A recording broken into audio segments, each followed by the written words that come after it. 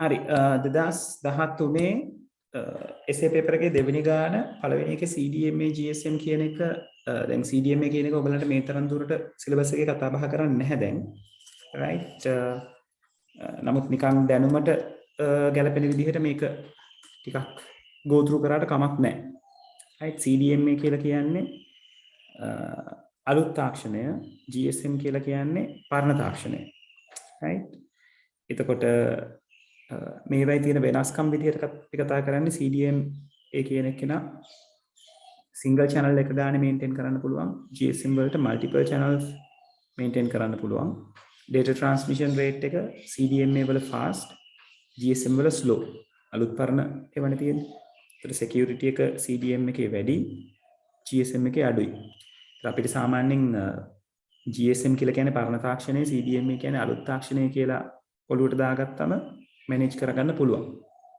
right එතකොට වෙනස්කම් විදිහට අහනකොට මේ fast slow එකයි security එකයි data transmission එකයි security එකයි පැත්ත කතා කරන්න පුළුවන් right ඒ වගේම channels ගන්න right සමානකම් අහනකොට අපිට මේ කියන දේවල් ටික ගැන කතා කරන්න පුළුවන් right encoding එක දෙන්නකම digital right එතකොට data යවනකොට digitally encode කරලා යවන්නේ signal එක දෙන්නකම radio එහෙම නැත්නම් wireless විදිහට අරගන්න තියෙන්නේ දෙන්නම 3G signals වලට support කරනවා voice and data කියන දෙකම අරගෙන යන්න පුළුවන් ඔය කියන points ටික කතා බහ කරනවා අපි සමානකම් වලට right now දැන් මේක compare කරන්න ඉන්නේ නැහැ නමුත් CDMA කියන part එක පළවෙනි lesson එකේ අපි උහුම් සුළුවට කතා කරනවා ඒ සුළුවට කතා කරන නිසා මේක පොඩ්ඩක් study එකක තිබ්බට ගැටලුවක් නැහැ right ඊළඟට කතා කරන්න කියලා තියෙනවා sorry ඊට උඩින් ISDN ADSL ගැන කතා කරන්න කියලා තියෙනවා අපි ISDN ගැන ඇත්තටම කතා කරන්නේ නැහැ හැබැයි ADSL ගැන කතා කරනවා ඒක නිසා මේ මෙතනත් මේ දෙන්නගේ comparison එක පොඩ්ඩක් මතක තියාගත්තට ගැටලුවක් නැහැ හොඳයි ඒක තියෙන එක right එතකොට ISDN කියලා කියන්නේ පරණ තාක්ෂණය integrated service digital network කියන වචන ටික තමයි ISDN කියලා කෙටි කරලා තියෙන්නේ එතකොට ස්පීඩ් එක අරගත්තම upload and download speeds මේ දෙන්නගෙම සමානයි ISDN වල ADSL වල fast download speed එකක් තියෙනවා මොකද ADSL වැඩිපුර focus කරලා තියෙන්නේ users ලා ගැන users ලගෙන් අතිවිශාල බහුතරයක් කරන්නේ downloading වලට අදාළ දේවල් නේද වීඩියෝ එකක් බැලුවත් වීඩියෝ එක download වෙන්න ඕනේ browser එකට ඔය web page එකක් refer කරත් web page එකේ download වීමක් තමයි සිද්ධ වෙන්නේ right ඒක අපේ machine එකට save වෙන්නේ නැහැ ගොඩක් කට්ටිය download කිව්වම machine එකට save වීම මතක තියාගන්නවා. එහෙම නෙවෙයි browser එකට උනත් download වීමක් තමයි එතනදී සිද්ධ වෙන්නේ. right එතකොට ADSL වල focus කරන්නේ fast download speed එක. right ඒක upload speed එක වැඩිපුර එන්න අවශ්‍ය නම් ADSL නෙවෙයි technology එක වෙන්නේ එයාගේ තව DSL methods තියෙනවා. එතකොට ADSL කියන එකේ තේරුම synchronous digital subscriber line කියන එක ඕක synchronous digital subscriber line SDSL කියන එක මට මතක විදිහට uploading speed එක වැඩි කරලා දෙන්නේ. right එතන මෙතන පැහැදිලිවම download speed එක වැඩි speed එක වැඩි. connectivity පැත්ත ගත්තම ISDN කියලා කියන්නේ end to end ADSL කියලා කියන්නේ point to point. දැන් end to end කියලා කියන්නේ හරියට ටෙලිෆෝන් කන්වර්සේෂන් එකක් වගේ. right කියන්නේ එක තැනක ඉඳලා හරියටම අනිත් තැනට end එකෙන් end එකට තමයි කනෙක්ෂන් එක වෙන්නේ ADSL කියන්නේ point to point මොකද ADSL වල අපිට මෙහෙම මේ router chain එකක් manage වෙනවා right එතකොට මේවා තමයි අපි points කියලා අරගන්නේ මේවා කෙලින්ම point to point right ISDN වල එහෙම නැහැ කෙලින්ම sender and receiver දැන් අපි call එකක් ගන්නකොට පාවිච්චි කරපු විදිහම තමයි අපි මෙතනදී ඉන්ටර්නෙට් කනෙක්ට් කරගන්නකොට පාවිච්චි කරන්නේ. right එතකොට හරියටම sender and receiver කියන දෙන්න ඒ අන්ත දෙකේ කනෙක්ට් වෙනවා end to end විදිහට. right ISDN multiple access, ADSL single access. right මෙතන මේ synchronous කියලා කියන්නේ සමමිතිකයි අසමමිතිකයි කියන එක. right එතකොට මේ මෙතන මේ සමමිතික කියන්නේ හේතුව තමයි මෙන්න මේ point එක.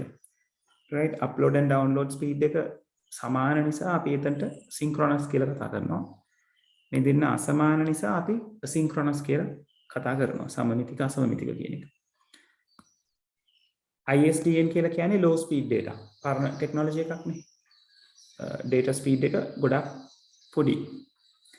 මෙයා high speed data. right එතකොට මේවා ඇත්තටම වෙනස්කම්. සමානකම් විදිහට අරගත්තොත් ඇත්තටම ගන්න තියෙන්නේ මේ සමානකම්. data and voice communicate කිරීමේ හැකියාව දෙන්නටම තියෙනවා digitally. right ඔය විදිහට අරගෙන අපිට පුළුවන් සමානකම් විදිහට ඕක ගැන කතා බහ කරන්න. right ඒක නිසා දැන් ISDN syllabus එකේ නැති වුණා පොඩ්ඩක් මේ මාකින් ස්කීම් එකේ මේ තියෙන කොටසෙන් පොඩ්ඩක් ඕක මතක තියාගන්න. මොකද ඔය සමහර වෙලාවට MCQ එකකට එහෙම අහලා දාන්න පුළුවන්. හරි පැහැදිලිද ළමයි?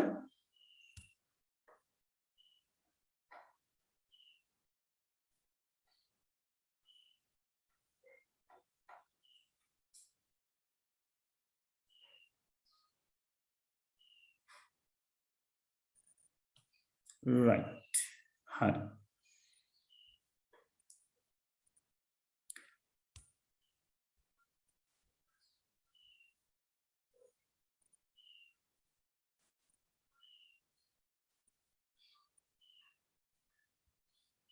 හරි ඊළඟට අපි මේ ටික ගැන කතා බහ කරාද කියලා මට හරියට මතක නැහැ. කමක් නැහැ. අපි මෙතන කතා කරමු වෙබ් සර්වර් මේවා අහලා තියෙන main functions ගැන. ඒතර වෙබ් සර්වර් එකකින් කරන්නේ වෙබ් pages ටික අදාළ client computer එකට serve කරන එක, ලබා දෙන එක. right ඒතර වෙබ් සර්වර් එකේ store කරලා තියෙන වෙබ් pages ටික client computer එකේ නැත්නම් අනුග්‍රාහක පරිගණකයේ browser එකකට communicate කරන එක නැත්නම් ලබා දෙන එක කියලා අපිට කියන්න පුළුවන්. mail server එක සම්බන්ධයෙන් අරගත්තොත් email පහසුකම අදාළ අනුග්‍රාහක පරිගණකයට ලබා දීම. right email එකේ හැමෝගෙම emails ඇවිල්ලා store වෙලා තියෙනවා. අදාළ client තමන්ගේ username password දීලා connect වුණාම තමන්ට අදාළ කොටස විතරක් ඒ email server එකෙන් පෙන්වීමක් කරනවා.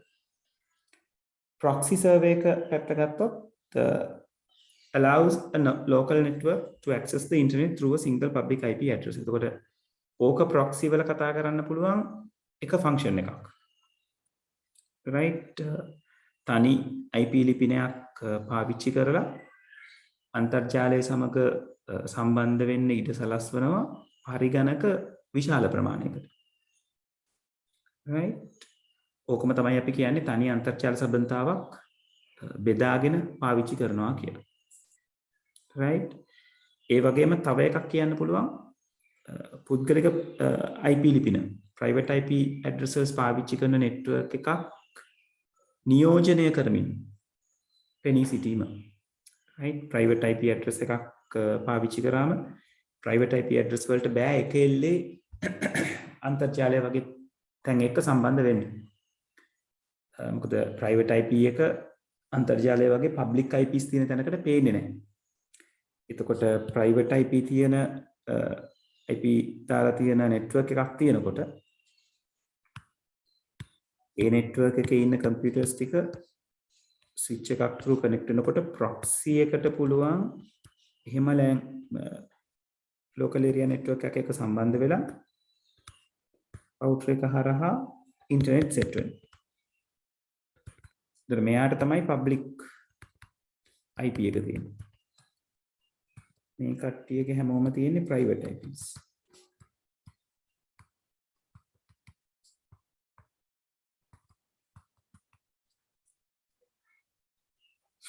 right ඔය දෙක සාමාන්‍යයෙන් ඔය අතරමැදියෙක් විදිහට කතා කිරීමයි තනි අන්තර්ජාල සම්බන්ධතාවකින් අන්තර්ජාල පහසුකම අනිත් හැමෝටම ලබා දීමයි කියන දෙක තමයි අපි වැඩිපුරම ෆන්ක්ෂන්ස් විදිහට කතා කරන්නේ. ඊට අමතරව කතා කරනවා වෙබ් අඩවි කෑෂ් කරගන්නවා කියන එක. ඒක මේජර් ෆන්ක්ෂන් එකක් විදිහට කතා කරන්න අපහසුයි. සහ වෙබ් අඩවි වෙත පිවිසීමේ වරප්‍රසාද. පිවිසීම හෝ වැළැක්වීමේ වරප්‍රසාද. access privileges manage කරන්න පුළුවන් proxy එකක් හරහා. right ඔය ටික කියවිලා තියෙනවා නම් ලකුණු ගානේ හම්බෙනවා. මට මතකයි මම ගිය සති කියනවා මෙතනට ලකුණු දෙක ගානේ ගන්න අර උඩ questions වලට අපි ලකුණු අරගත්තේ නැති නිසා කියලා. right ඊළඟට අපි network diagram එක අඳින්න හැටනම් කතා කරා නේද? ඒ කියන්නේ white board එකේ මම ඇඳලා කතා බහ කරලා තියෙනවා. right switches දෙකක් දීලා තිබ්බා, proxy server එකක් දීලා තිබ්බා. ඒව පාවිච්චි කරලා තමයි ඔයගලන්ට වැඩ කරන්න කිව්වේ. ඒතර ඒකේ මුලින් මේ පළවෙනි කොටස අහලා තිබ්බා. මෙන්න මෙයාව අඳින්නේ කොහොමද කියලා අහලා තිබුණා. දෙවෙනියට මේ නිල් පාටින් පෙන්ලා තියෙන ටික අඳින්නේ කොහොමද වෙබ් සර්වර් එකයි මේල් සර්වර් එකයි ඉන්ටර්නෙට් ලබා ගන්න කනෙක්ට් කරගන්න පුළුවන් විදිය. ඊට පස්සේ ඔය network segments දෙක proxy server එකකින් connect කරන්නේ කොහොමද කියන එක ගැන අහලා තිබුණා. ඒකට තුන්වෙනි එකට ඔය සම්පූර්ණ ලොකු පින්තූරේ නැවත අඳින්න ඕනේ. right එතකොට ඔය විදිහට දෙවෙනි ගාන ඉවර කරගන්න පුළුවන්. ඒකේ ලකුණු හම්බෙච්ච විදිහ මම පොඩ්ඩක් පෙන්නන්නම්. පළවෙනි කොටසට ලකුණු 2යි. එතකොට ස්විච් එක තියෙන්න ඕනේ, කම්පියුටර්ස් 10 පෙන්නලා තියෙන්න ඕනේ, DHCP සර්වර් එක තියෙන්න ඕනේ. ඒකට ලකුණු 2යි. ඊළඟට වෙබ් සර්වර් එකයි ඊමේල් සර්වර් එකයි ඉන්ටර්නෙට් එක කනෙක්ට් වෙන්නේ කොහොමද කියලා ඇඳලා පෙන්නන්න ඕනේ. ඒකට ලකුණු 2ක් තියෙනවා. අවසානයේට proxy server එක පාවිච්චි කරලා එක දෙක තැන්වල එකතු වෙච්ච කට්ටිය කොහොමද අඳින්නේ කියන එක කතා බහ කරලා තියෙනවා. ඒකට තව වෙනම ලකුණු 3ක් දීලා තියෙනවා. right එතකොට ওই විදිහට ඒ කොටසට ලකුණු 7ක් වෙන් වෙලා තිබ්බා. right බලන්න 15න් කීයද කියලා ඔය කොටසට හම්බෙන්නේ. right හරි ඊළඟට තුන්වෙනි ගාන කරපුවා ඉන්නවද?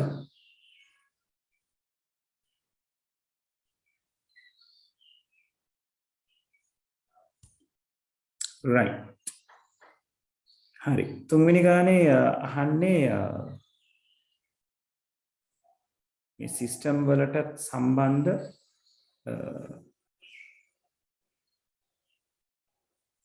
ඊළඟට මේක e-commerce වලට සම්බන්ධද මන්ද? e-commerce e-commerce වලට සම්බන්ධයි. right හරි තුන්වෙනි ප්‍රශ්නේ අහලා තියෙන්නේ රෝහලක පැමිණීම.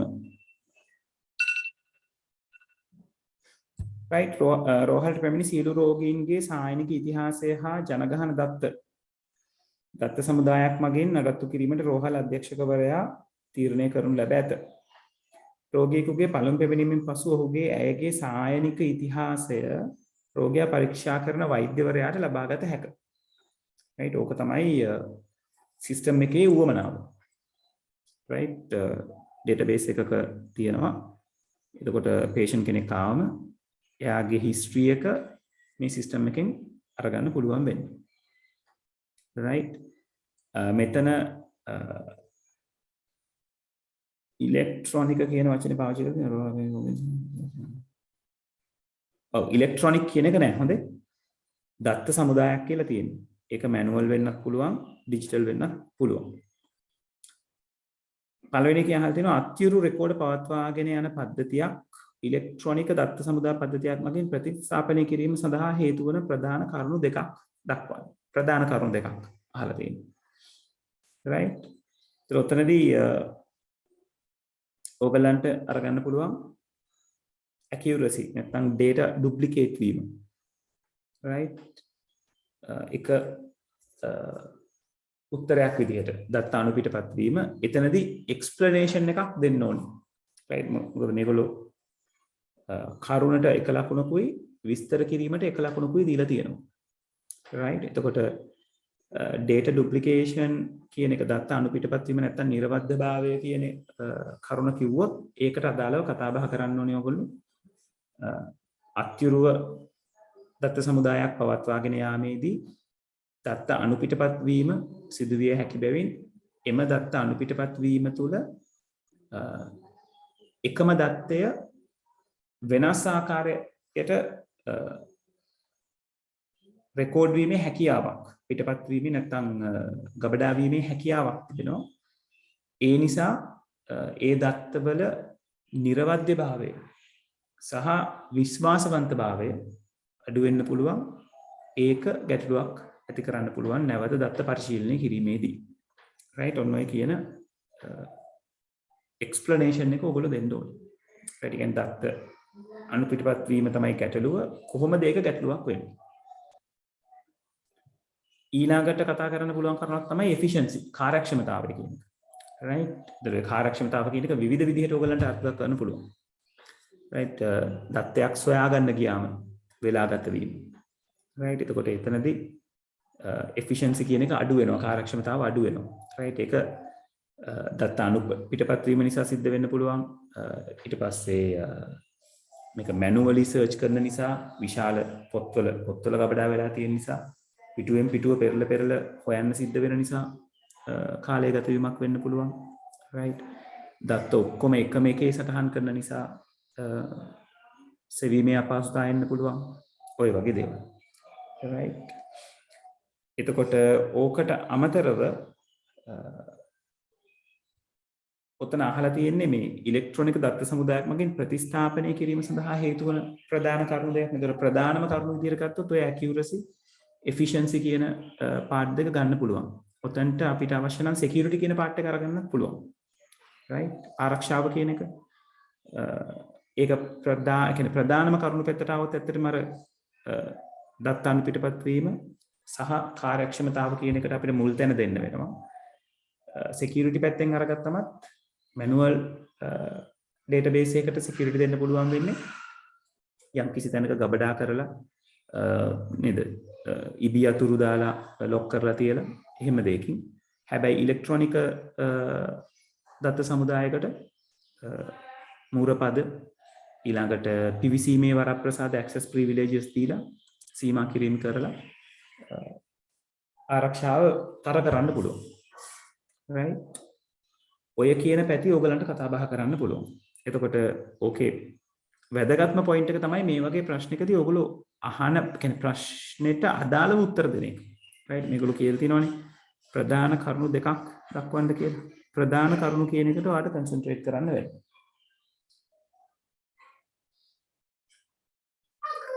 right okay is it hakuru yeah right එතකොට දත්තය කරුණ කියනවට එක ලකුණයි පැහැදිලි කරනවට එක ලකුණයි ඊළඟට අහලා තියෙනවා දත්ත සමුදාය තුළ රෝගීන්ගේ සායනික ඉතිහාසය නඩත්තු කිරීමේ අවාසි දෙකක් ඒක ඉලෙක්ට්‍රොනිකද අත්‍යුරුද කියන එක නෙවෙයි එතෙන්දී අහලා තියෙන්නේ මේ රෝගීන්ගේ සායනික ඉතිහාසයක් නඩත්තු කිරීමේ අවාසි දෙකක් තමයි අහලා තියෙන්නේ right එතනදී එතකොට රෝගියාගේ පැත්තට තිබෙන අවාසිය එන අපි කතා කරන්න ඕන. එකක් තමයි දත්ත සමුදායක් තිබ්බම රෝගියාගේ ප්‍රයිවසි එක දැන් සාමාන්‍යයෙන් අපි කියනවා රෝගියෙකුගේ පුද්ගලිකත්වය පවතින්නේ වෛද්‍යවරයා සහ ඒ අදාළ රෝගියා අතර පමණයි කියලා. ඒක දත්ත සමුදායක් තිබ්බම ඕනම කෙනෙකුට, ඒ කියන්නේ ඕනම කියන්නේ ඒකට ඇක්සස් තියෙන හැමෝටම රෝගියෙකුට අදාළව තියෙන දත්ත බැලීමේ හැකියාවක් තියෙනවා. එතකොට රෝගියාගේ පුද්ගලිකත්වයට හානි පැමිණවීම නැත්නම් පුද්ගලිකත්වය අනවශ්‍ය විදිහට අන් අයට විවර වීම සිද්ධ වෙන්න පුළුවන්. ඒතරේ ප්‍රයිවසි කියන එක සම්බන්ධයෙන් කතා කරන්න ඕන. අනිත් පැත්තෙන් අරගත්තම පුද්ගල ඒ අදාළ රෝගියාගේ ආරක්ෂාව සේෆ්ටි එක සම්බන්ධව. එයාගේ තියෙන රෝගී තත්ත්වය, එයාට තියෙන අවදානම කොහොමද කියලා අන් අයට දැනගන්න හම්බ වෙනවා. right? එතනදී එයාට නේද ජීවිත තර්ජන එන්න පුළුවන්.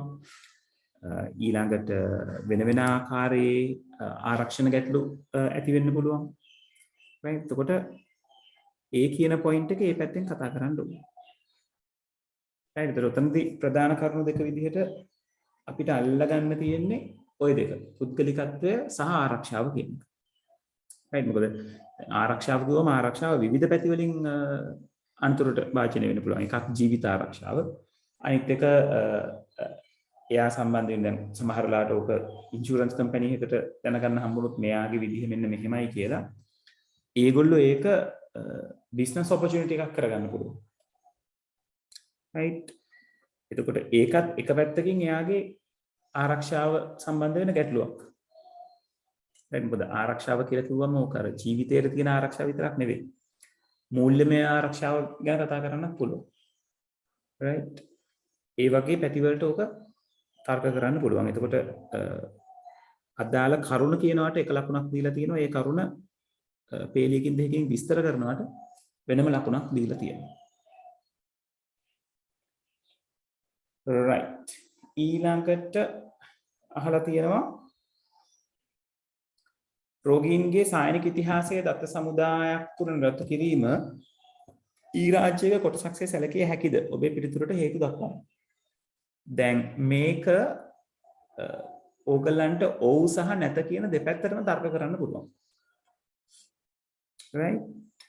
මොකද දැන් ඊ රාජ්‍යයක් කියලා කියන්නේ නැත්නම් ඊ ගවර්න්මන්ට් කියලා කියන්නේ රජයෙන් රටේ ඉන්න රටවැසියන්ට එහෙමත් නැත්නම් රටේ ඉන්න ව්‍යාපාරවලට එහෙමත් නැත්නම් රටේ තියෙන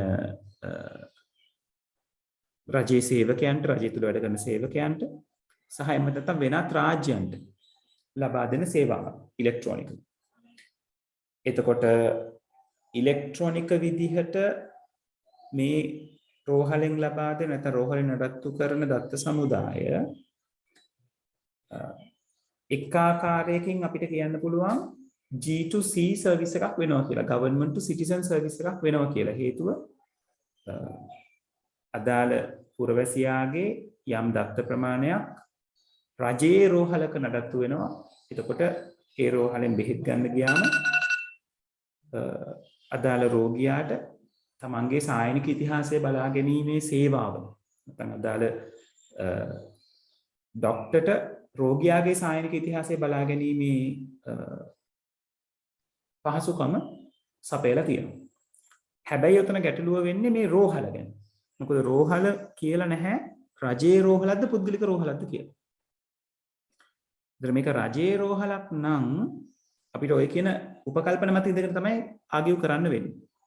රෝහල රජයේ රෝහලක් විදිහට සැලකුවොත් එක පහසුකමක් හම්බෙනවා රෝගියා රෝහලෙන් බෙහෙත් ගන්න ගියාම එයාට එයාගේ ඉතිහාසය සම්බන්ධ කරගෙන එයාට සේවාව සැපීමේ හැකියාව හම්බෙනවා. ඒක government to citizen service එක. ඊට පස්සේ වෛද්‍යවරයා පැත්තෙන් ගත්තොත් එතකොට රජයේ රෝහල් වල වැඩ කරන්නේ රජයේ වෛද්‍යවරු. ඒගොල්ලෝ රාජ්‍ය සේවකයෝ. එතකොට රාජ්‍ය සේවකයාට තමන්ගේ කටයුතු පහසුවෙන් කරගෙන යාමට රජයෙන් හම්බෙන එක පහසුකමක් විදිහට ගන්න පුළුවන් මේ දත්ත සමුදාය කළමනාකරණය කිරීම. ඒතර ඒක government to employee G2E service එකක්. right? ඔය විදිහට අපිට තර්ක කරන්න පුළුවන්. ඒක නැත කියන පැත්තට තර්ක කරන්න පුළුවන් මේක පුද්ගලික රෝහලක් කියන ආගියුමන්ට් එක දෙනවා. ඒතර පුද්ගලික කියපු ගමන් ඒක රජයේ වෙන්නේ නැහැ. එහෙම වෙච්ච ගමන් ඒවා business to consumer type වෙනවා. B2C services type එකක් වෙනවා. සහ ඒ රෝහලේ වැඩ කරන වෛද්‍යවරයා ඒ රෝහලට අදාළව එම්ප්ලොයි කෙනෙක්. එයා රජයේ ස්පිරිතාලයක වැඩ කරන ડોක්ටර් කෙනෙක් වෙන්න පුළුවන්. නමුත් ඒ රෝහලට අදාළව එයා සේවකයෙක් එම්ප්ලොයි කෙනෙක්. ඒක B2E සර්විස් එකක් වෙනවා. මේ ඩේටාබේස් සර්විස් එකේ අදාළ ડોක්ටර්ට රිෆර් කරන්න දී. right ඔන්න ඔය කොටස් දෙකට කතා බහ කරන්න පුළුවන්. දැන් මාකින් ස්කීම් එකේ no කියන එකට අදාළව තමයි කතා කරලා තියෙන්නේ. ඒගොල්ලෝ කතා කරලා තියෙන ෆැක්ටර්ස් ටික clear මදි, right? මේක පැහැදිලිවම අපිට G to B, G to C නැත්නම් B to E, B to C කියන concepts ටික පාවිච්චි කරලා තමයි කතා කරන්න වෙන්නේ. government එකෙන් පුරවැසියාට G to C, government එකෙන් රජයේ සේවකයාට G to E. ඒ රජයේ ස්පිරිතාලයක් කියලා කතා කරනවා නම්, පෞද්ගලික රෝහලක් කියලා කතා කරනවා නම් B to E, business එකෙන් employee ට, I B to C, business එකෙන් consumer ට. පැහැදිලිද ළමයි?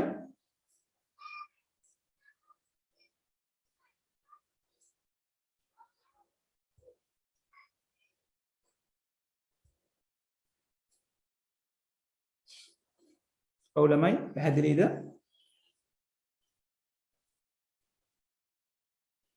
right. අන්තිම පොයින්ට් එකේ අහලා තියෙනවා, අන්තිම ප්‍රශ්නේ අහලා තියෙනවා. රක්ෂණ සමාගම් වැනි බාහිර පාර්ශවයන්ට මෙම දත්ත සමුදාය ප්‍රවේශ වී තොරතුරු ලබා ගැනීමට අවසර දීමට රෝහල් අධ්‍යක්ෂකවරයා තීරණය කරයි. අධ්‍යක්ෂකවරයා විසින් ගත් මෙම තීරණය සම්බන්ධයෙන් තොරතුරු හා සංනිවේදන තාක්ෂණය හදාරන සිසුවෙකු ලෙස ඔබගේ අදහස කුමක්ද? මේක පැහැදිලිවම නිවැරදි අදහසක් නොවේ, වැරදි අදහසක්. හේතුව විදිහට අපිට B පාර්ට් එකේ තියෙන උත්තර ටික එහෙම ගන්න පුළුවන්. ආයතනයක් රෝගියාගේ පුද්ගලිකත්වය හානි වෙන්න පුළුවන් සහ රෝගියාගේ ආරක්ෂාව සම්බන්ධ ගැටලු ඇති වෙන්න පුළුවන්. right? මෙතනත් ඒගොල්ලෝ පාවිච්චි කරලා තියෙන්නේ not a good decision කියන එකට එක ලකුණක් දීලා තියෙනවා. නිවැරදි තීරණයක් නොවේ කියන එකට. රීසන් එක විදිහට part B එකේ තියෙන රීසන්ස් ටික තමයි අරගෙන තියෙන්නේ. right? ඒකට ලකුණු දෙකක් වෙනම දීලා තියෙනවා. right? ඒතර දැන් මේ වගේ ප්‍රශ්නයකට උත්තර ලියනකොට ළමයි පොඩ්ඩක් විස්තරාත්මකව කතා කළ යුතුයි කියන එක මතක තියාගන්න. හරි? right. එතකොට ලකුණු 15න් කීයද කියලා දාගන්න කරපු අය ඊළඟට අපිට කතා කරන්න තියෙන්නේ 4 වෙනි ප්‍රශ්නේ. Python ප්‍රශ්නේ. කවුද කරලා තියෙන්නේ මේක?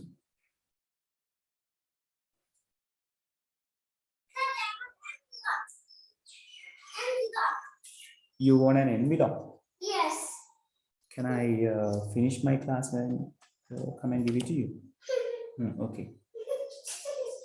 Can I have the clips? I need the clips. I'll keep the clips over here. You'll take the pens. Okay. This one can be drawn. Oh yes, it can be drawn. It can be drawn, yeah. Can put some oil. Yes. Good job. Python එක කවුරුත් කරේ නැද්ද? කතා කරන්න උවමනා නැති දෙයක?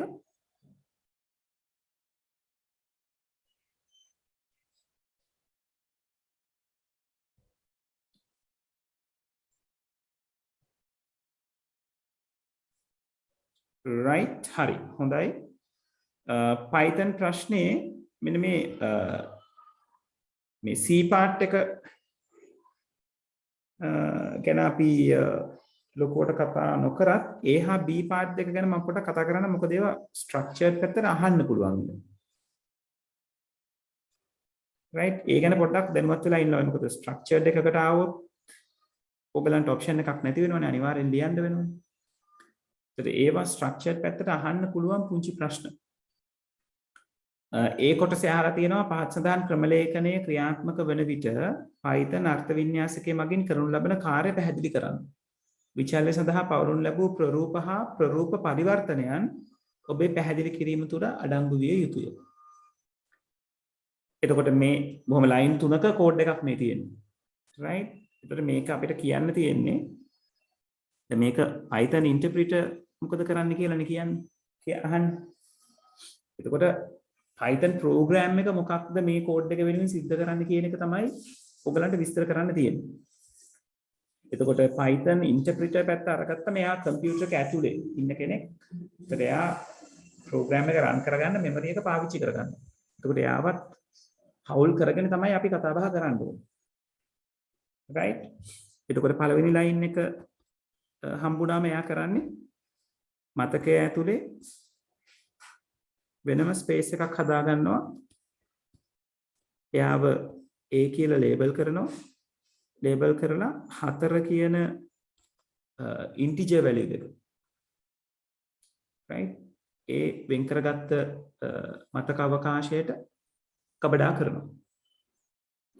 එතකොට ඒ වල දත්ත ප්‍රරූපය වෙන්නේ integer නැත්නම් නිකිලයක් කියන දත්ත ප්‍රරූපය. right? එතකොට ඒක ලිව්වම ඒ විදිහටම අපිට b ලියා ගන්න පුළුවන්. මතකයේ තුල ප්‍රධාන මතකයේ තුල මතක අවකාශයක් වෙන් කරලා ඒක b ලෙස ලේබල් කරලා ඒකට 4.7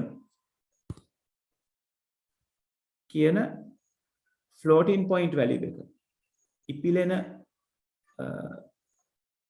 ලක්ෂ අගය පවරනවා. එතකොට b කියන කෙනාගේ දත්ත ප්‍රරූපය float, a කෙනා integer, b කෙනා float. ඊළඟට මෙතනදී සිද්ධ වෙන්නේ a සහ b එකතු වෙන එක. a සහ b එකතු වෙනවා කියන්නේ ඇත්තටම a ගේ තියෙන අගයයි b ගේ තියෙන අගයයි එකතු කරන එක. දැන් මෙතනදී a b එකතු කරගෙන යනකොට a කියන්නේ integer එකක්, මේ තියෙන්නේ integer එකක්, මෙයාගේ තියෙන්නේ float එකක්. ඒතර මුලින් සිද්ධ වෙන්නේ a කියන කෙනාව type conversion එකකට යනවා. මොකද float එකක් එක්ක integer එකක් float එකක් එක්ක එකතු වුණාම උත්තරේ float එකක්. right? Python වල වැඩ කරන්නේ එහෙමයි. integer තමයි අපි කියන්නේ අඩුම කුලය කියලා. float එක ඊට වඩා වැඩි කුලයක, complex කියන එක ඊටත් වඩා වැඩි කුලයක ඉන්නේ. ඒතර අඩු කුලයක කෙනෙක් වැඩි කුලයක කෙනෙක් එක්ක සම්බන්ධ වුණොත් එයා වැඩි කුලයේ දත්ත ප්‍රරූපයක් බවට automatically improve වෙනවා. right? එතකොට දැන් මේක Python interpreter කරන විදිහනේ අපි කියන්න ඕනේ. ඒතර අපි කියන්න ඕනේ A කියලා ලේබල් කරලා තියෙන ස්ථානයේ තියෙන අගය float එකක් බවට පරිවර්තනය කරලා B කියන ලේබල් එක ඇති ස්ථානයේ අගය සමග එකතු කරලා හම්බෙන පිළිතුර මතකයේ C කියලා මතක අවකාශයක් වෙන් කරලා එයා ගාවට ගබඩා කරනවා. right? එතකොට C වල දත්ත ප්‍රරූපය වෙන්නේ floatම තමයි. right? දැන් ඔය පුංචි part එක structured question එකක අනු කොටස් තුනක් විදිහට ඔයගලගෙන් අහන්න පුළුවන්.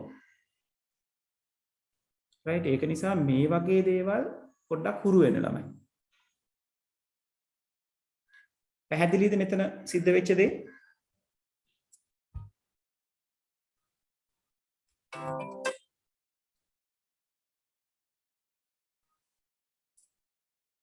ඔව් ළමයි පැහැදිලිද?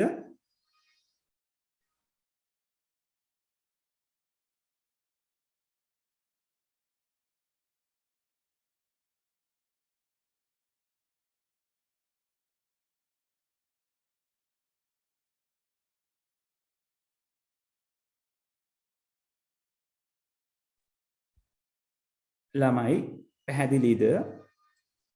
නැවත පැහැදිලි කරන්න ඕනේද?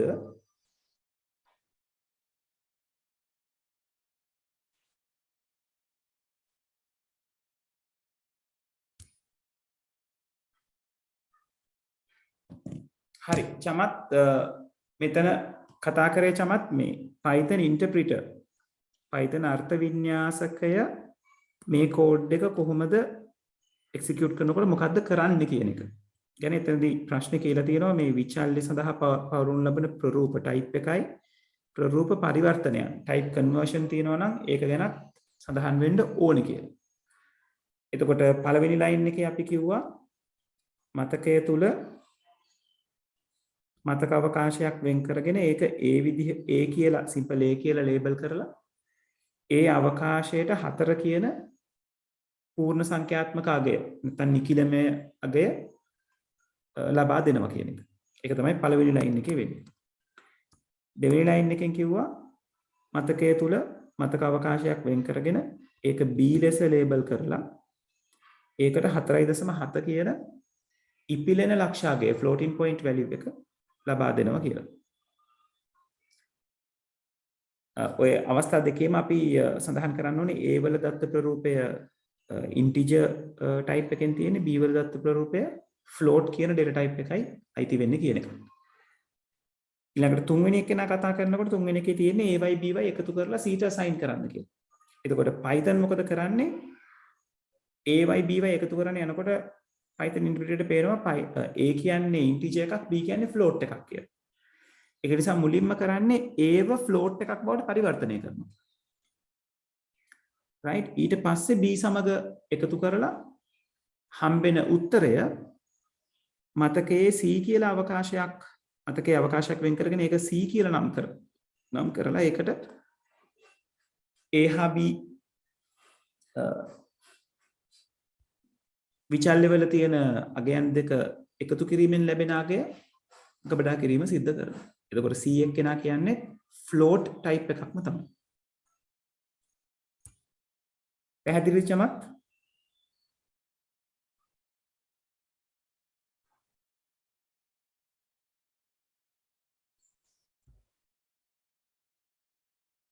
right.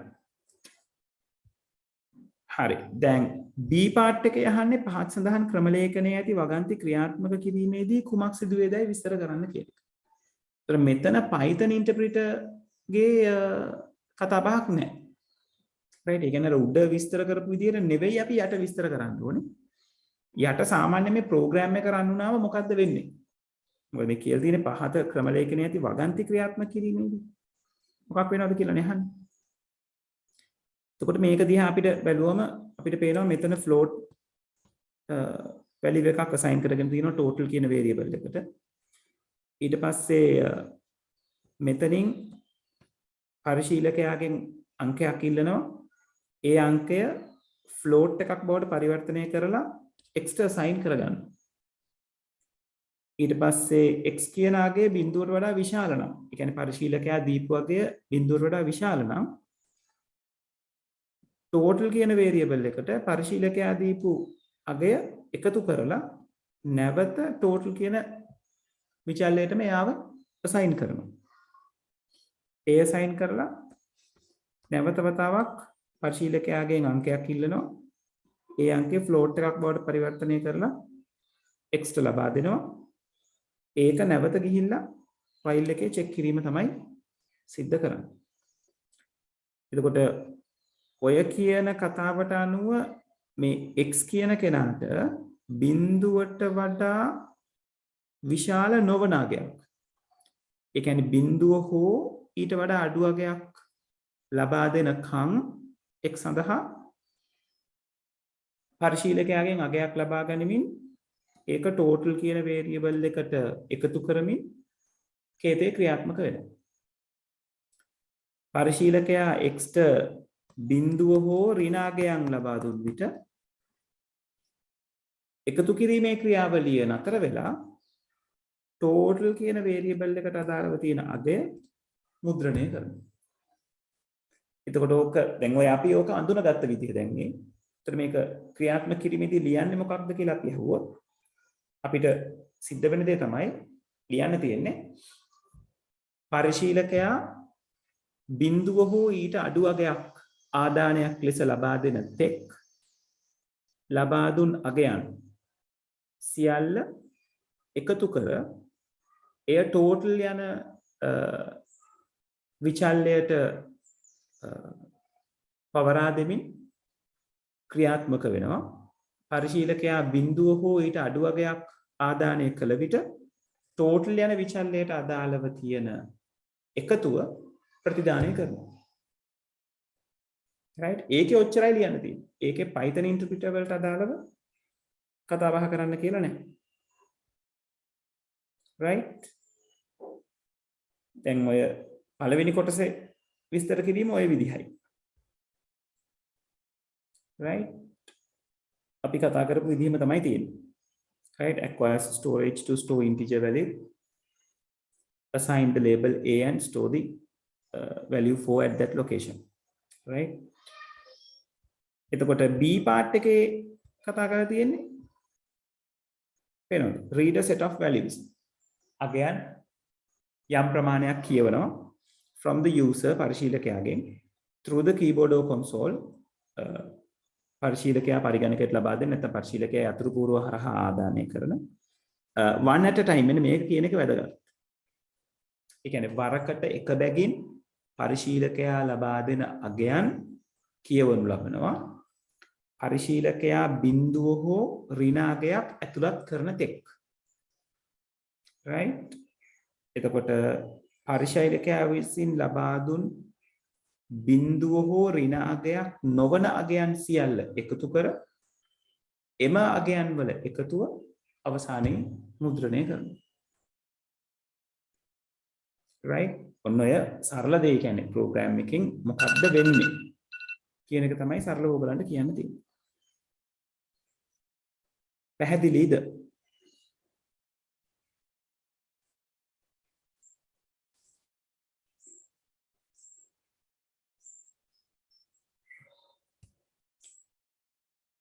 ඔවුලමයි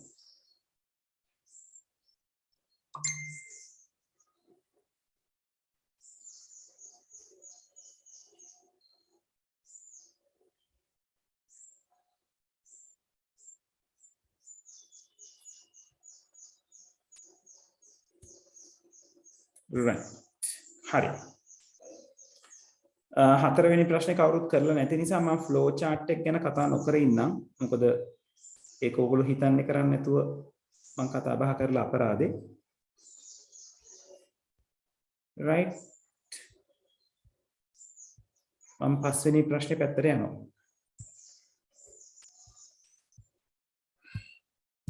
right ඔව් පස්වෙනි ප්‍රශ්නේ කියන්නේ බොහොම සරල ER diagram එකක් කවුද මේක කරලා තියෙන්නේ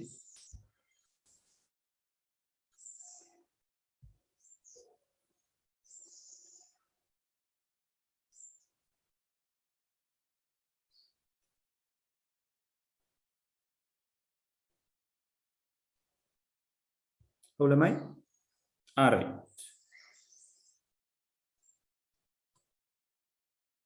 රිද්මා පස්වෙනි ප්‍රශ්නේ ගැන නේද මේ කිව්වේ හතරවෙනි එක ගැන නෙවෙයි නේද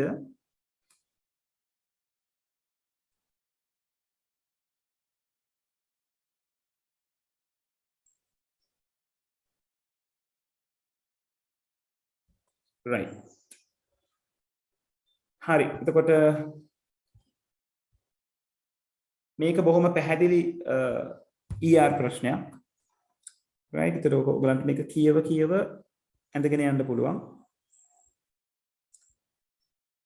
මේකේ කියලා තියෙනවා නේද මුලින් කියලා තියෙනවා පහත් සංසිද්ධි නිරූපණය කිරීමට භූතාර්ථ සම්බන්ධිත ER සටහනක් අඳින්න භූතාර්ථවල උපලක්ෂණ සහ ප්‍රාථමික අතුරු පැහැදිලිව දක්වන්න ඔබගේ උපකල්පන නැත්නම් පැහැදිලිව ලියා දක්වන්න right උපකල්පන වලට මේ දක්වා ලකුණු දීලා නැහැ ළමයි නමුත් ලියන එක නතර කරන්න එපා කොයි මොහොතේ ලකුණු දෙයිද කියලා අපි දන්නේ නැහැ ඊළඟට මුලින් කියලා තියෙන ABC කැප් සේවා සමාගම සතුව එකදු කාර්යයක්වත් නොමැත. පෞද්ගලික කාර්යත හිමියන්ට මෙම සමාගම හා ලියාපදිංචි විය හැකි අතර. එතකොට අපිට අරගන්න පුළුවන් පෞද්ගලික කාර්යත හිමියන් නැත්නම් කාර්යත හිමියන්. right ownersලා.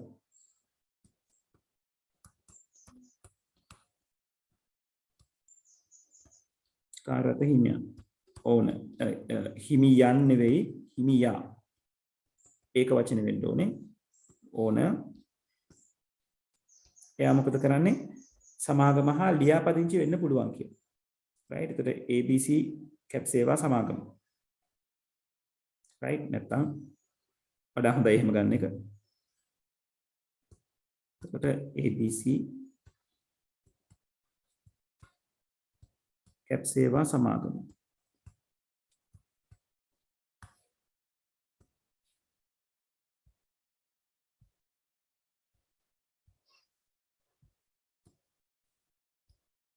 right එතකොට මේක රිලේෂන්ෂිප් එක වෙන්නේ ලියාපදිංචි වෙනවා රෙජිස්ටර්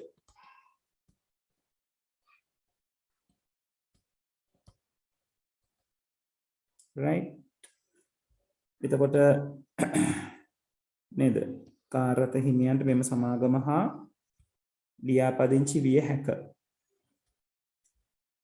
අතර ඔවුන්ගේ කාර්යත කුලියට දීමටද හැකිය. එතකොට ඔවුන්ගේ කාර්යත කියන්නේ මෙතන ඉන්නේ කාර්යත හිමියන්. කාර්යත හිමියන් කාර්යත කුලියට දීමට හැකිය. එතකොට කාර්යත හිමියන් මොනවාද? කුලියට දෙනවා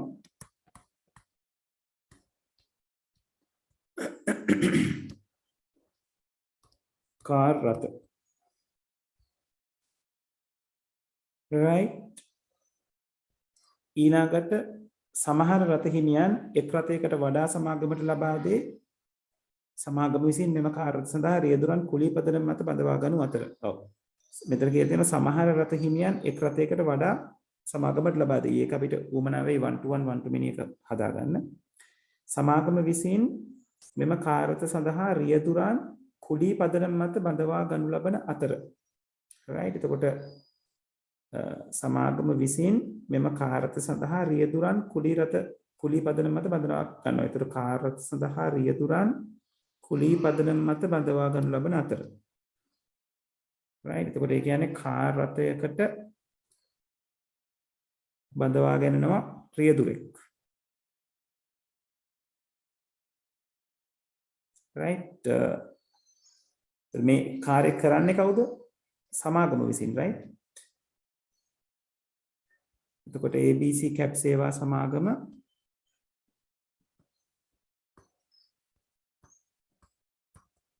බඳවා ගන්නවා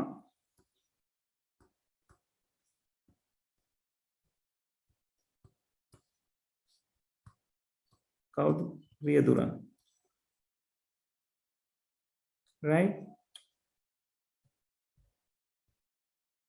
ඊළඟට කතා කරලා තියෙනවා මෙම කාර්යත විවිධ දිනවලදී විවිධ රියදුරන් විසින් පැදවිය හැකිය.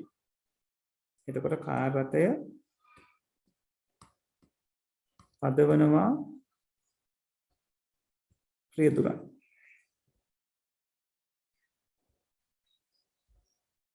right. එතකොට මෙම කාර්යත විවිධ දිනවලදී විවිධ රියදුරන් විසින් පැදවිය හැකිය. පාරිභෝගිකයන්ට විශ්වාසවන්ත සේවාවක් ලබා දීම සඳහා වාහන නඩත්තු කිරීම රතහිමියන්ගේ වගකීමයි. right. එතකොට රතහිමියයි කාර්යතය අතර සම්බන්ධතාවයක් තියෙනවා. සෑම කුලී ගමනකම අවසානයේ රියදුරන් විසින් තමා ඉන්න ස්ථානයේ සමාගමට දන්වයි. පාරිභෝගික කාර්යතයක් ඉල්ලා සිටින විටකදී සමාගම විසින් පාරිභෝගිකයා කතා කළ ස්ථානයේ සමීපයේ ඇති කාර්යත පිළිබඳව සොයා බලයි. එතකොට පාරිභෝගිකයා මොකද කරන්නේ? කාර්යතයක් ඉල්ලා සිටිනවා.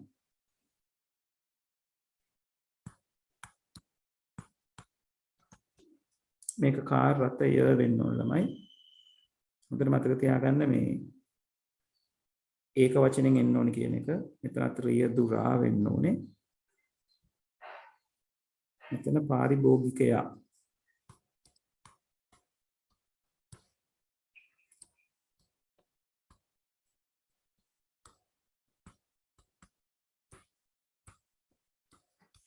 ඉල්ලුම් කරනවා කාර්යතය. right. පාරිභෝගිකයට අනුත් කර පාරිභෝගිකයාගේ හා කාර්යතය රියදුරන් දෙපළටම දන්වනු ලබයි.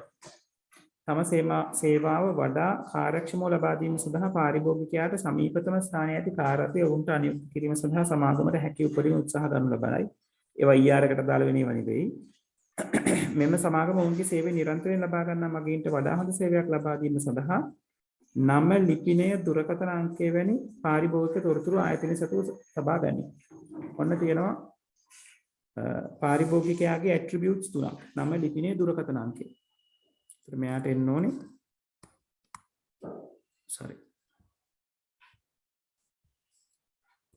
මෙයාට එන්න ඕනේ නම, ඊට පස්සේ ලිපිනය, ඊට පස්සේ දුරකථන අංකය. right. ඊළඟට කියලා තියෙනවා පාරිභෝගිකයාට රියදුරන් විසින් ලබා දුන් සේවය සම්බන්ධව සතුටු වන්නේද යන වගේ ආයතනයට දැන්විය හැකිය. ඒක ඊආරකට තාලා නැහැ. පාරිභෝගිකයන්ට රියදුරන් අනියුක්ත කිරීමේදී මෙම තොරතුරු භාවිතා කරයි. සෑම කාර්යත හිමිකරුවෙක්ම කාර්යතයක්ම රියදුරෙක්ම හා පාරිභෝගිකයෙක්ම අනන්‍යව හඳුනා ගැනීමට පිළිවෙලින් ඕන ID, car ID, driver ID, customer ID කියලා cust ID කියලා එකක් තියෙනවා. ඔය ටික තමයි primary keys වෙන්නේ. එතකොට මෙයාට හම්බෙනවා cust ID කියන එක.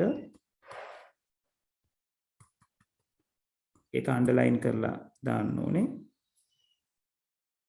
right. own ID, car ID, driver ID තියෙනවා. right. එතකොට මෙතනට එන්න ඕනේ owner ID එක. දැන් ඒවා සිංහල පේපර් එකේ කියලා නැහැ. ඔයගොල්ලෝ ඉංග්‍රීසියෙන් ලියන්න වෙනවා. මොකද දීලා තියෙන ඒවා ඉංග්‍රීසිනේ. right. මෙතන එනවා driver ID.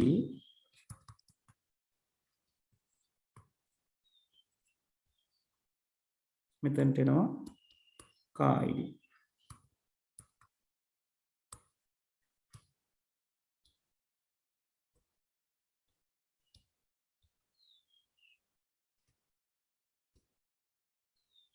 right.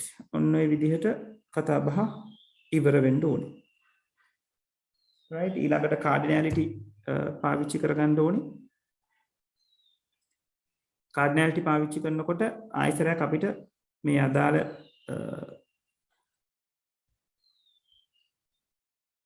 question එක කියවන්න වෙනවා.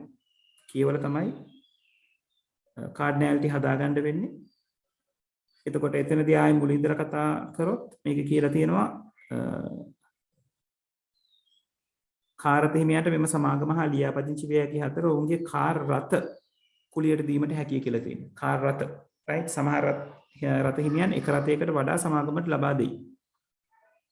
එතකොට අපි කාඩිනැලිටි ගැන හිතුවොත් කාර් රථ හිමියා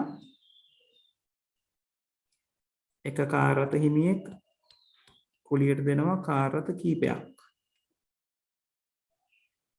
ඊළඟට ඕකේ ප්‍රැක්ටිකල් සයිඩ් එක බලුවොත් එක කාර් රථයක් කුලියට දෙනු ලබන්නේ එක හිමියෙක්ගෙන් විතරයි. මොකද එයාට කාර් රථයක් අයිති වෙන්නේ එක්කෙනෙකුට විතරයි. ඒතර එක කාර් රථයක් කුලියට දෙන්නේ එක්කෙනෙක්. එක්කෙනෙකුට කාර් රථ ගොඩක් කුලියට දෙන්න පුළුවන්. එයා ගාව වාහන කීපයක් තියෙනවා. ඒතර මේකට දාලා ගත්තොත් මේ පැත්ත 1 මේ පැත්ත many. right. මේ කොටස ඕගොල්ලෝ ලියන්න අවශ්‍ය නැහැ. මම මේ ලියන්නේ අර එක ඩිසයිඩ් කරගන්නේ කොහොමද කියලා පෙන්නන්න. right. ඊළඟට සමාගම විසින් කාර්යද සඳහා රියදුරන් කුලී පදනම මත බඳවා ගනු ලබන අතර right. එතකොට තියෙන එක සමාගමයි. ඒ සමාගම රියදුරන් ගොඩක් කුලියට බඳවා ගන්න පුළුවන්. එක රියදුරෙක් බඳවා ගැනීම එක සමාගමකින් විතරයි. මොකද ABC සේවා සමාගම විතරයි තියෙන්නේ. ඒක නිසා මෙයාත් one to many කියලා අපිට අරගන්න පුළුවන්. ඒ වගේම මෙතන එක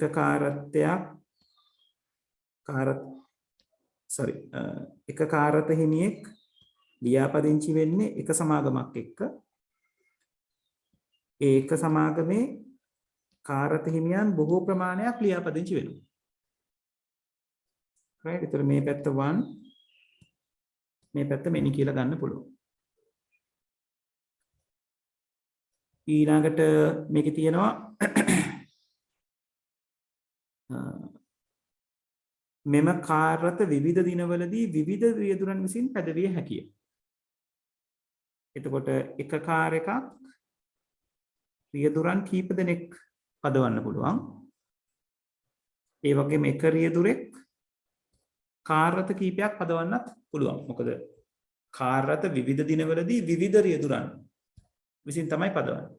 ඒතර අද අපි හිතමු 1000 කියන කාර් එක පදවන කෙනා හෙට 2000 කියන කාර් එක පදවන්න පුළුවන්. right. එතකොට 1000 කියන කාර් එක අද එක්කෙනෙක් පදවන්න පුළුවන්, හෙට වෙන එක්කෙනෙක් පදවන්න පුළුවන්. ඒක නිසා එක කාර් එකක් කීප දෙනෙක් පදවන්නත් පුළුවන්, එක්කෙනෙක් කාර් කීපයක් පදවන්නත් පුළුවන්. ඒක නිසා මෙතෙන්දී many to many කියලා තමයි අපිට අරගන්න වෙන්නේ. ඊළඟට පාරිභෝගිකයා සම්බන්ධයෙන් පාරිභෝගිකයා කාර් රථයක් ඉල්ලුම් කරන්න පුළුවන්. එතකොට අපිට එක පාරිභෝගිකයෙක් විවිධ දිනවලදී විවිධ කාර් රථ ඉල්ලුම් කරන්න පුළුවන්. يعني එක පාරිභෝගිකයෙක් කාර් රථ කීපයක ගමන් කරන්න පුළුවන් විවිධ අවස්ථාවලදී. ඒ වගේම තමයි එක කාර් රථයක විවිධ පාරිභෝගිකයන් ගමන් කරන්න පුළුවන්. ඒත් මේක many to many type එක.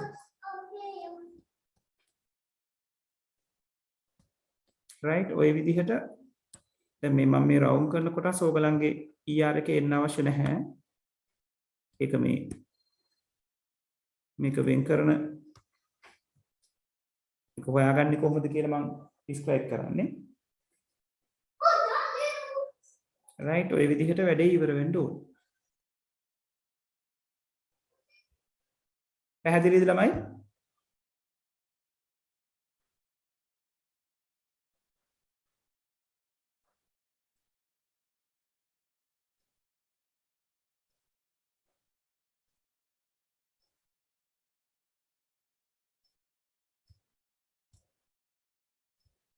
right ඕකේ ලකුණු දීලා තියෙන්නේ මේ ආකාරයට.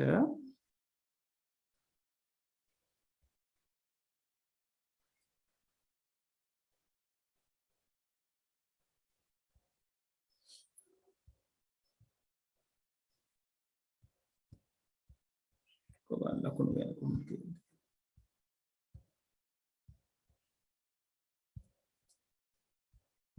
AP2 missing කමක් නැහැ.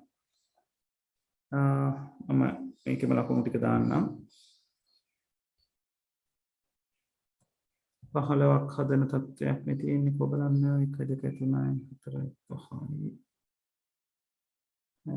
7යි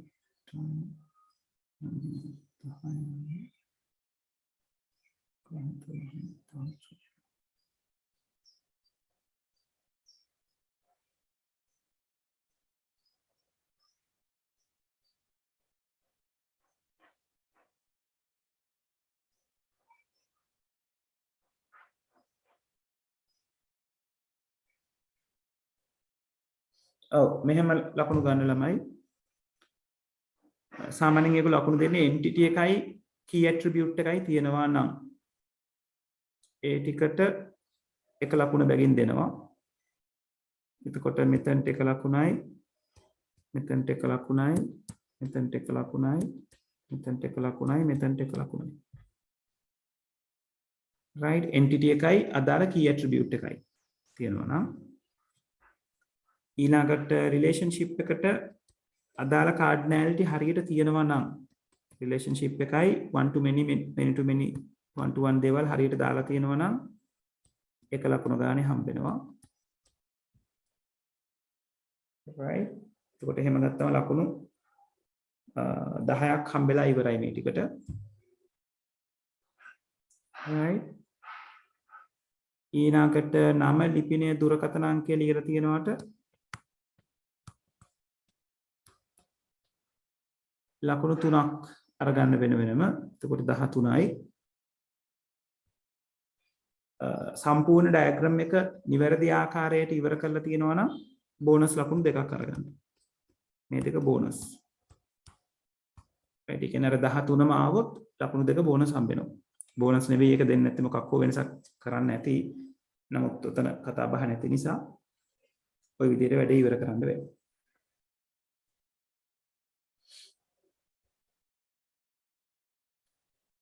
right එතකොට බලන්න 15න් කීයක් ඔයගලන්ට හම්බෙනවාද කියන්නේ. හරි 6 වෙනි ප්‍රශ්න කවුද කරේ?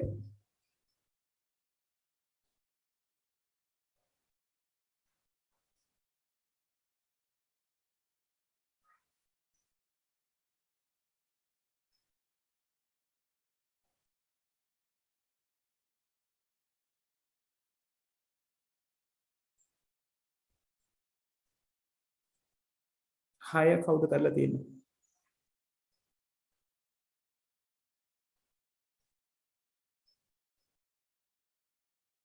කවුරුත් කරේ නැද්ද?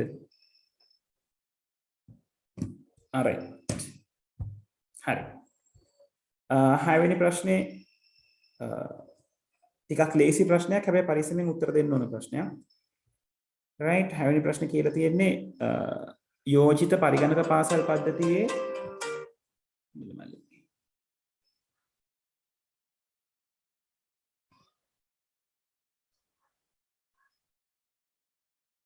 ළම විනාඩියක්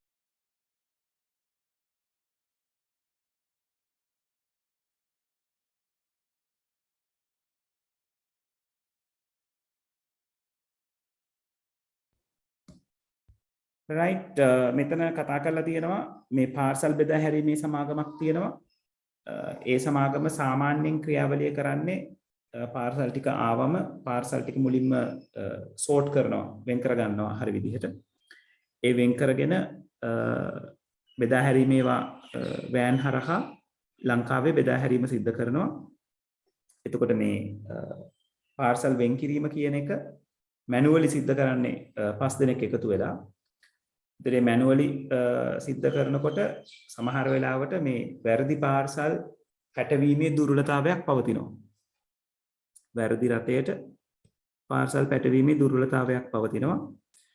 ඒ වගේම දිනක් තුල ලැබුණු පාර්සල් බෙදා හැරීම සඳහා අවම වශයෙන් දින 3ක්වත් ගත වෙනවා. right ඔක තව දුර්වලතාවයක් කියලා කතා බහ කරලා තියෙනවා. right මේක අත්‍යුරු ක්‍රමයක් මෙතන පාවිච්චි කරන්නේ. එතකොට දිනකට මිලියනයකට වඩා වැඩි පාර්සල් ප්‍රමාණයක් ලැබෙනවා කියලා තියෙනවා. මේකල කරන්නේ පාර්සල් තෝරා වෙන් කර ඒවා අදාළ වෑන් රථවලට පැටවීම.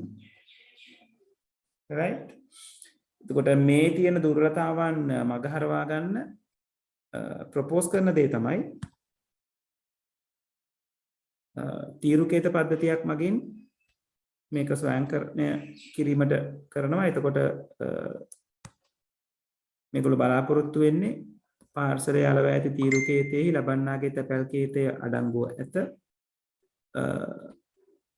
යෝජිත පරිගණක පද්ධතිය මගින් තීරුකේතය කියවා. මෙන්න මෙතන තමයි ඇත්තටම වැදගත් ටික තියෙන්නේ.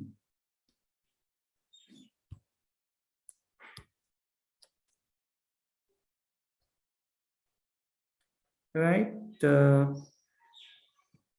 තීරුකේතය කියවා ස්වයංක්‍රීයව පාසල් තෝරා වෙන් කර වාහක පටිය ආධාරයෙන් නියමිත බෙදා හැරීමේ වෑන් රථය තුරට බහාලීම කියන දේ තමයි අලුත් පරිගණකගත පද්ධතියෙන් සිද්ධ කරන්න බලාපොරොත්තු වෙන්නේ. එතකොට ඒ කොටසේ අහලා තියෙනවා යෝජිත පරිගණක පාදක පද්ධතියේ පවතින කාර්යබද්ධ අවශ්‍යතා දෙකක් හඳුනා ගන්න. ඔබගේ පිළිතුර තහවුරු කරන්න. ඔව්. ඒතර කාර්යබද්ධ අවශ්‍යතා දෙකක් නෙවෙයි තුනක් තියෙනවා මෙතන මේ. එකක් පද්ධතියට තීරුකේතය කියවාගත හැකි විය යුතුමය කාර්යබද්ධ අවශ්‍යතාව. ස්වයංක්‍රීයව පාර්සල් තෝරා වෙන් කරගත හැකි විය යුතුමය. ඊළඟට වාහක පටි ආධාරයෙන් නියමිත බෙදා හැරීමේ වෑන් රථයට බහාලීම සිදු කළ යුතුමය. ඔය තුන් දෙනා තමයි කාර්යබද්ධ අවශ්‍යතාව විදිහට ඔයගලන්ට අඳුන ගන්න තියෙන්නේ. right මේක තහවුරු කිරීම කොහොමද අපි ලියන්නේ? එතකොට කාර්යබද්ධ අවශ්‍යතාවය තමයි තීරුකේතය පාර්සලෙ මත ඇති තීරුකේතය කියවා ගත හැකි විය යුතුමය. ඒකේ ජස්ටිෆිකේෂන් එක වෙන්නේ මෙය පද්ධතිය විසින් බලාපොරොත්තු වන ක්‍රියාවක් වන බැවින්. නැත්නම් පද්ධතිය සිදු කිරීමට ඇති ක්‍රියාවක් වන බැවින් එය කාර්යබද්ධ අවශ්‍යතාවයකි. මොකද කාර්යබද්ධ අවශ්‍යතාවන් කියලා කියන්නේ පද්ධතිය මගින් පරිශීලකයාට ලබා දෙන කාර්යයක් නැත්නම් සිදු කරන කාර්යයක් නැත්නම් පරිශීලකයා පද්ධතියෙන් බලාපොරොත්තු වෙන කාර්යයක්. right ඒක තීරුකේත කියවීම කියන එක පරිශීලකයා පද්ධතියෙන් බලාපොරොත්තු වෙන කාර්යයක්. right ඒ හේතුම අපිට ලියන්න පුළුවන් ඉතිරි points දෙකට. right එතකොට මෙතන උත්තර ටික නෑ ළමයි මට පෙන්නන්න. ඔයගොල්ලන්ගේ අතින් ලියවෙන්න ඕනේ එහෙම. right එතකොට ඔතනදී අපරකින් මේගොල්ලෝ පොතේ කොහොමද ලකුණු දීලා තියෙන්නේ කියලා බලන්න 2013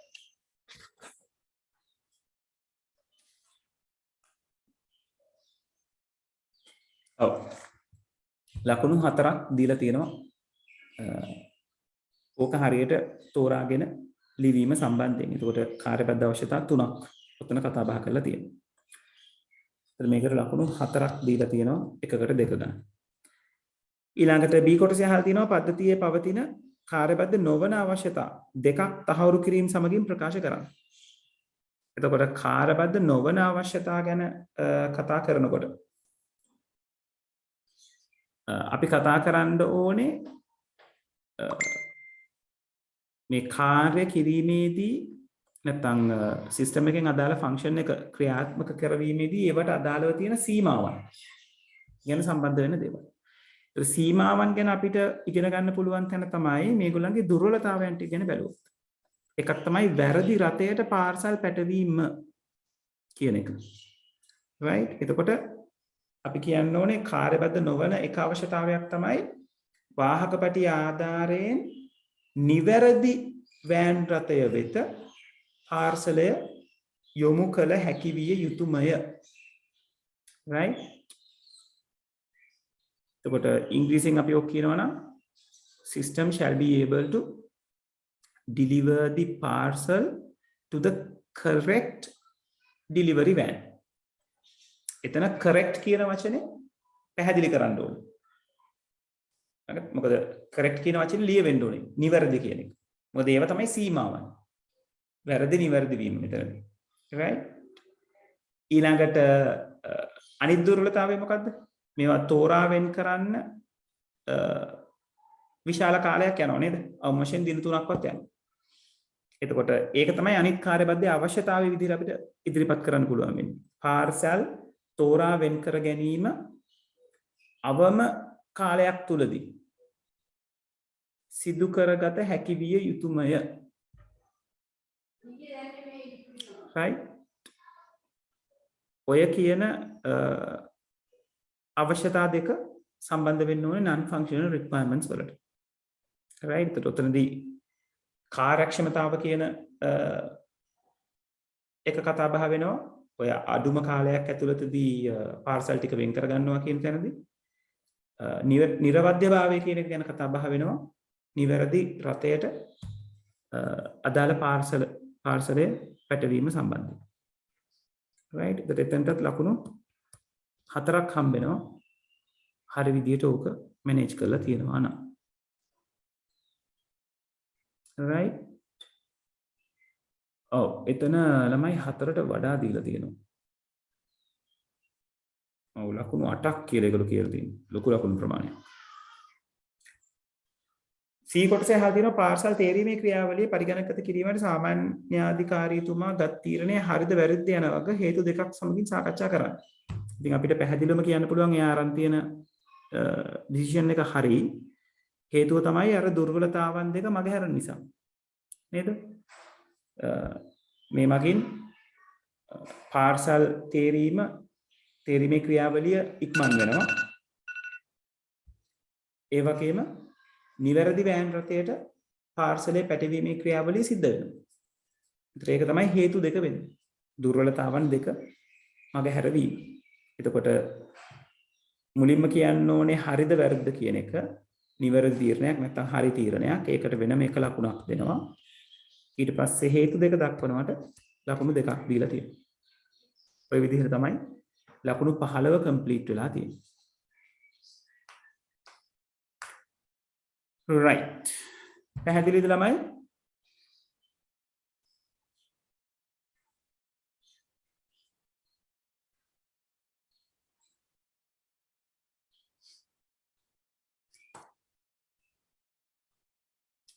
ඔව් ළමයි පැහැදිලිද?